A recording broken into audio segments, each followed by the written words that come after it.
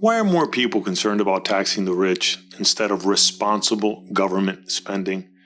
I imagine the main reasons are misinformation as well as disinformation, though at the core is probably envy and entitlement. By the way, this video is not about defending the rich as if though they have a right to cheat the government and much less have the middle class and the poor foot the bill instead because they owe the rich all the trickle-down opportunities. Hardly. I'm also not one of those people who thinks taxation is theft. That's ridiculous. Even anarchists usually find out the hard way that government is not only necessary, it's inevitable. Especially when it comes to policing psychopaths who want to be in absolute power themselves. I strongly agree that wealthy people need to pay their fair share of taxes, and they should be penalized whenever they try to get away without paying what they owe, let alone paying nothing at all.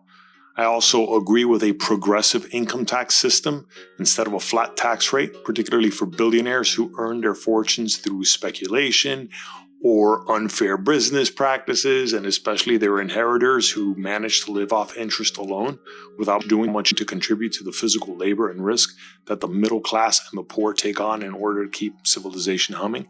However, there's a real problem with the fact that not enough attention is paid to how governments definitely need to manage our tax dollars way more responsibly, especially making taxation on the middle and lower classes less burdensome.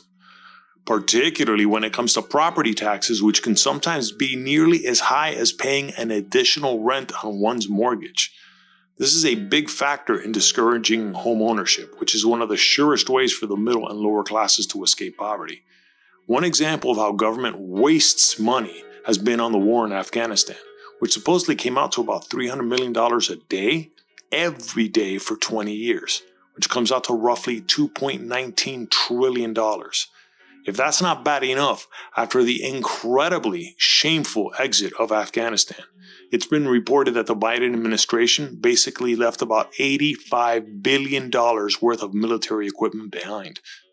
And a huge part of that problem is people who benefited from all the wasteful government spending, and how those people will compare the $85 billion to the $2 trillion and somehow justify that that's merely a fraction of the total price tag. This sounds like the same argument used by people who swear they're saving money by buying things on sale rather than not buying them at all and saving even more money. And while I'm all for helping Ukraine fight against the unconscionable tyranny of Putin's invasion, was $40 billion plus the true cost of arming and supplying the Ukrainians? I think it might even be up to $60 billion as of the making of this video. Could it have been done for half or even a fraction of that? A lot of this inexcusable waste is largely thanks to the amount of people enriching themselves from runaway government spending, though many of those same people will claim to be creating jobs and opportunities for others. Which begs the question, is it at all possible to ever stop this? Especially given how many people are enriching themselves, not to mention the millions of people whose livelihoods depend upon the avoidable spending. I may sound naive and delusional, to hope that one day we'll get government to spend money wisely and only insofar as is truly needed. And yet, as wishful thinking as that may sound, there are no immutable laws of physics that prevent government from being more responsible with our tax dollars. This can be done. It's not physically impossible, is my point. And it actually requires less effort, sometimes to the point of no action whatsoever on the part of the government. That's how easy it is to save money, when you don't spend it, let alone waste it. Just the fact that there is an age-old cliche such as tax the rich, yet there's no equivalent for its opposite to demand more responsible government spending, that goes to show how this is too far removed a concept from most people's minds. Sure, there was the Tea Party, or Taxed Enough Already, that movement that emerged after Barack Obama's election in 2008. That was quickly dismissed by many media outlets who clearly function as communications departments for the Democrat Party. And many of those people in these media outlets, especially those running the companies, are incredibly wealthy. And guaranteed many of those wealthy people who try to misdirect attention to themselves by claiming that there's wealthier people who need to pay their fair share in taxes, they'll usually hire the best accountants to do the opposite in private. This is not to say that Republicans aren't also guilty of squandering taxpayer dollars. In their case, it's somewhat worse because of their hypocrisy in claiming that we need to rein in government spending and that we're taxed enough already. The only credit worth giving the Republican Party is that at least they point out the need for reducing government waste and lowering people's tax burdens. But their duplicity does the message more harm than good. Yet even die-hard Democrat mouthpieces on mainstream platforms, like comedian Bill Maher on HBO, even they're finally having enough already with the wasteful spending that even he compares to outright theft. Bill Maher, who himself would ridicule the Tea Party as the Pea Party, is finally coming around as of late.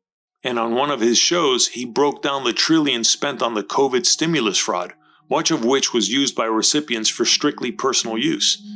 It was utterly infuriating, however, to watch one of his guests, who works for CNN, predictably misrepresent the problem, as this is what happens when Republicans keep trying to minimize government.